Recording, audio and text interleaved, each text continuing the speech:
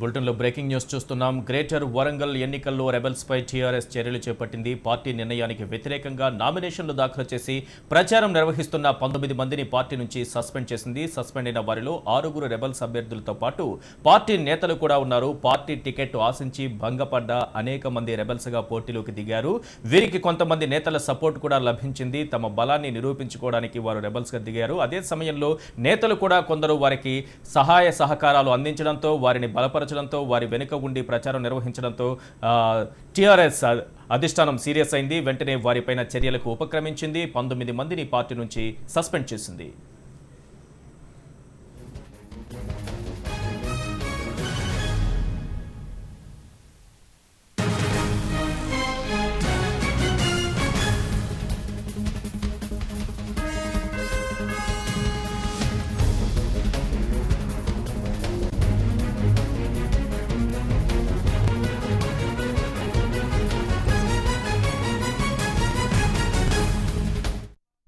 Party నిర్ణయానికి వ్యతిరేకంగా నామినేషన్లు దాఖలు చేసి ప్రచారం నిర్వహిస్తున్న 19 మందిని పార్టీ నుంచి సస్పెండ్ చేసింది టీఆర్ఎస్. పూర్తి సమాచారంతో మా ప్రతినిధి బాలకుమార్ మనకు లైవ్ లో అందుబాటులో ఉన్నారు. బాలకుమార్, రెబల్స్ సంఖ్య చూసుకున్నప్పుడు చాలా ఎక్కువగానే కనిపిస్తోంది వరంగల్ కార్పొరేషన్ కి సంబంధించి. ముఖ్యంగా ఈ 19 మందితో పాటు మరికొంతమంది రెబెల్స్ కావచ్చు, వారికి సహకరిస్తున్న మరికొంతమందిపై కూడా వేటు పడబోతోంది అనేటటువంటి సమాచారం కూడా ఉంది.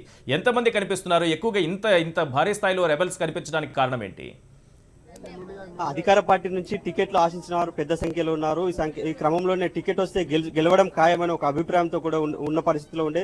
దీంతో దాదాపుగా 500 మంది నామినేషన్లు దాఖలు చేశారు. అయితే 58 డివిజన్లు మాత్రం ఉండటంతో 58 మంది అభ్యర్థులకే టికెట్లు ఖరారు చేయాల్సిన అవసరం ఏర్పడిన అత్యవసర పరిస్థితి ఏర్పడింది. దీంతో ఉద్యమంలో పనిచేసిన చాలా మందికి కూడా టికెట్లు రాలేదని ఒక నిరాశ నిస్పృహ కూడా వ్యక్తమైంది. ఈ నేపథ్యంలోనే చాలా మంది రెబల్స్ అభ్యర్థులు ఎన్నికల బరిలో నిలిచారు. సుమారుగా 25 డివిజన్ల నుంచి రెబల్ అభ్యర్థులు పోటీలో నిలిచారు. రెబల్ అభ్యర్థుల్ని పోటీ నుంచి తప్పించేందుకు విశ్వ ప్రయత్నాలు చేశారు. మంత్రి హరీష్ రావు ప్రతిరోజు రెబల్ అభ్యర్థులతో మాట్లాడడం జరిగింది. సమావేశాలు నిర్వహించారు.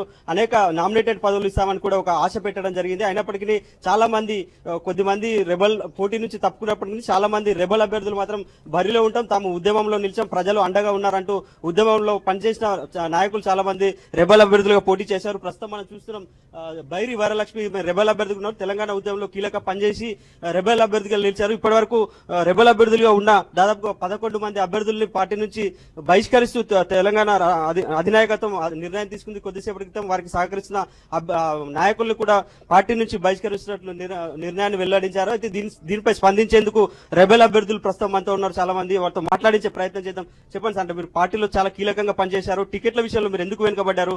పార్టీ ఇప్పుడు బహిష్కరణ వేటు వేసింది, దాన్ని ఎట్లా చూస్తారు మీరు? సార్, ఇప్పుడు మేము 6-7 ఏళ్ళ బట్టి అందులో పనిచేస్తూ అధిక సంఖ్యలో పబ్లిక్ను తీసుకుపోయి ప్రతి సభకు హైదరాబాద్ అంటే కేసీఆర్ మీటింగ్ కంటే పబ్లిక్ను తరలిచ్చి అవన్నీ చేసుకుంటూ ప్రతి కార్యక్రమం చేసిన ఫోటో మా దగ్గర ఉన్నది. అవన్నీ కూడా చూసినాం. ఎమ్మెల్యే గారు ఇస్తానంటాడు, మంత్రి గారు ఇయ్యనంటాడు. లాస్ట్కి వచ్చినాక మీకు ఇస్తాం అనుకుంటా వచ్చి లాస్ట్కి వచ్చినాక టికెట్ ఇవ్వలేదు. కాబట్టి మేము ఖచ్చితంగా బరిలో ఉన్నాం.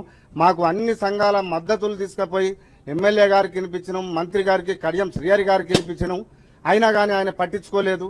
ఆయన ఎట్టి పరిస్థితుల్లో మాకు సపోర్ట్ చేయలేదు. కాబట్టి మేము ఖచ్చితంగా బరిలో ఉన్నాం. జనం మద్దతుతో ఉన్నాం. మీరు ఆఖరికి చూతా కడియం శ్రీహరి దగ్గర చూతా చెప్పిండ్రు జనం. ఆమెకు టికెట్ ఇవ్వకుండా ఆమె మొన్న వచ్చింది. ఈ కొమరయ్య గారికి టికెట్ పార్టీ నుంచి మిమ్మల్ని బహిష్కరించిల్లు. ఇప్పుడు పార్టీ నిర్ణయాన్ని మీరు ఎట్లా చూస్తారు? పార్టీ నుంచి వాళ్ళు ఏది చేసినా మేము మాత్రం ఖచ్చితంగా పోటీలో ఉండడు ఖాయం. అది ఏదేమన్నా కానీ ఖచ్చితంగా మాత్రం బరిలోనే ఉంటాం.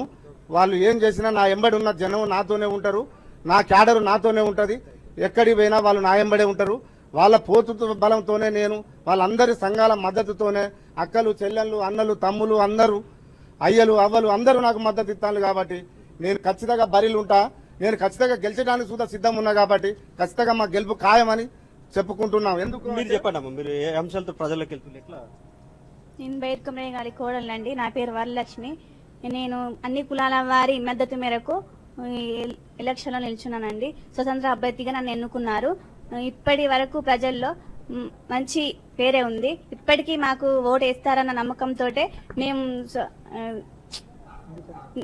ఇండిపెండెంట్ గా నిల్చున్నాము.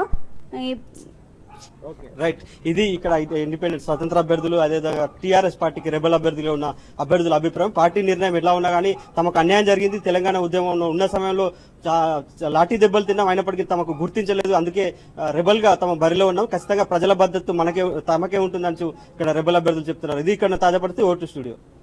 Thank you Balakumar. ఏపీకి ప్రత్యేక హోదా, అమరావతి భూముల అక్రమాలపై కాంగ్రెస్ అధిష్టానంతో మాట్లాడేందుకు ఏపీ